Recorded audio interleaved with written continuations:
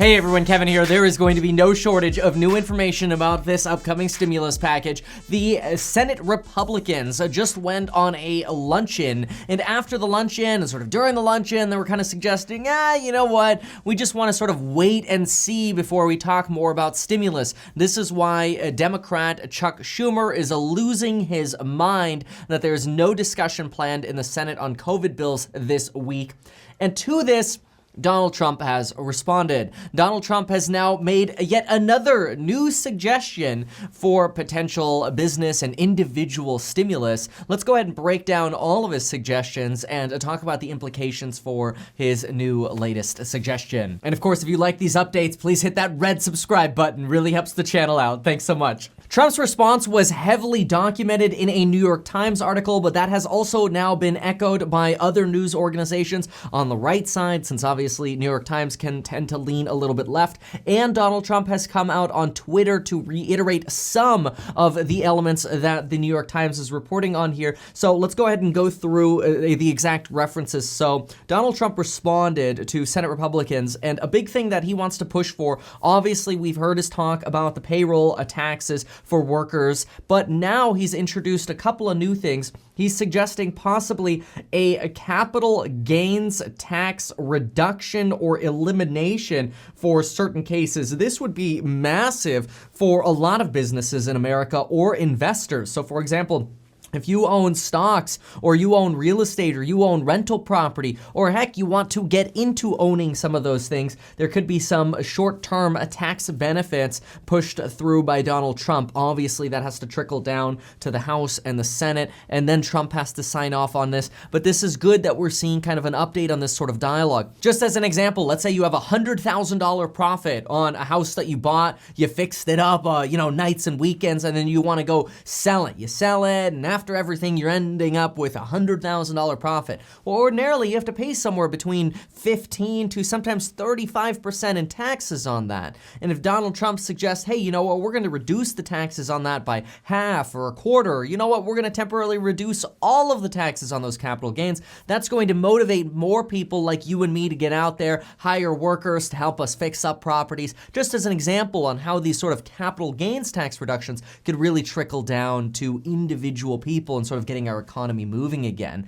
In fact, the service sector, that's kind of like the real estate business, the insurance business, or even like electricians doing services. That sector has been hit the hardest it's ever been hit since the Great Recession. So a capital gains reduction of some form could be really, really good, and it could be a great way to motivate you to, maybe start opening up the door to maybe I want to get into homeownership. Maybe I want to get into owning stocks, because now you can also get some possible tax breaks on stock investing or for your business as well. So this is a new one that we have not yet seen floated. That's good. This is also now in addition to possibly reopening a deduction on what's called meals and entertainment deduction expenses.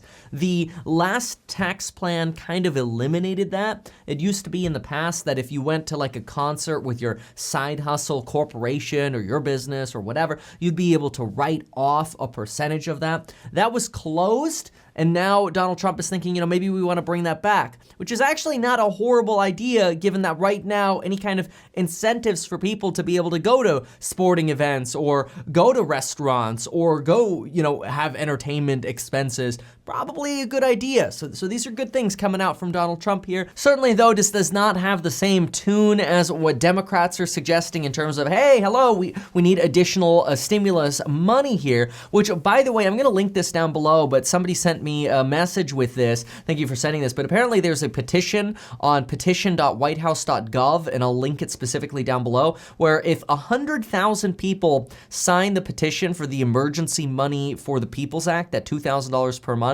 then the White House will respond to that. Now, I don't really know if that means anything or how much weight that carries, but I'll link it down below anyway, since, hey, you know what, the more publicity that gets, the better. Now, a lot of these things are coming directly from Donald Trump and his suggestions, whether on Twitter or through interviews, but here's a quote directly from the New York Times. It says, officials are considering some way to encourage individual investors to take risk, perhaps by reducing the rate on capital gains taxes, a senior administration official said. Those taxes, which range from 0 to 20% based on income levels, are assessed on realized profits from sales or stock or other investment. So this is kind of what I broke down to you earlier, but just sort of a quote. And you can kind of see how this information sometimes comes from officials within the administration. It doesn't necessarily have to come directly from Trump, although parts of the references I was making was to Donald Trump's tweets. And then, of course, earlier today, Donald Trump wrapped up by making it very clear, quote,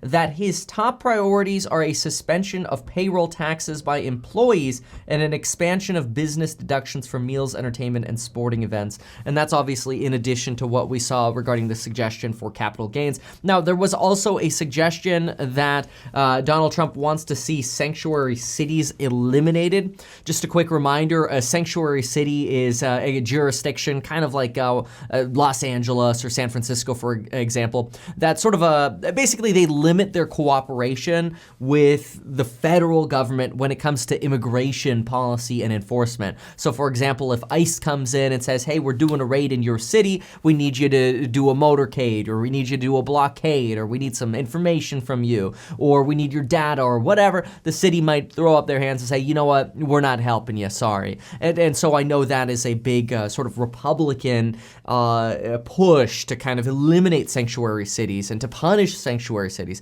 So obviously, as is typical with politics, we're going to clearly see a lot more aspects of debate. But some of these things I think are you know, again, not necessarily straight up checks here, but more indications of potential tax cuts, more money flowing to businesses and us as individuals. And of course, make sure those 2 free stocks flow into your bank account as well. When you deposit $100 with Webull, link down below, 2 free stocks are going to flow into your stock trading account. Also, check out my programs down below. Thank you so much for being a part of these videos and a part of the channel. Really appreciate y'all, and we'll see you next time.